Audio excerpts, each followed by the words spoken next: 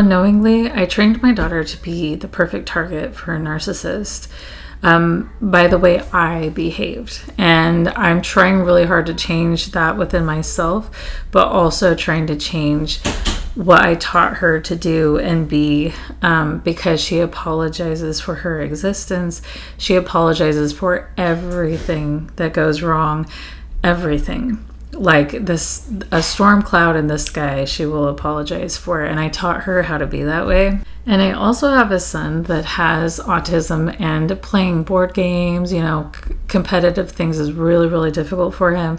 And he'll usually have like a little freak out. So what we're doing is we're practicing playing games with him every day so he can learn how to cope with the big feelings that come up with that and everything. But anyways, today as we were playing, he had like a little freak out because he had to like get a bunch of cards, and he was upset about it. And so my daughter, who I trained very well to take responsibility for everything, apologizes, and she gets all upset and anxious because he's upset, and she's taking responsibility for his feelings. And I had the opportunity to teach her to do things differently. And what I told her is that you are a treasure. It's like you and your energy, you are a treasure box, and you only open that box for people who are sending in good energy, and to give out good energy.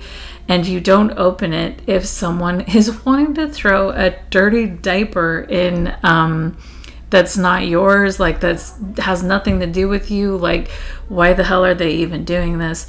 And I told her that I want you to see yourself as sacred, because if you take responsibility for everything, you're going to attract narcissists like my ex-boyfriend. You're going to attract people who love that you will say sorry for all of their behavior, for everything that they are and everything that they do, because they don't want to take responsibility for it.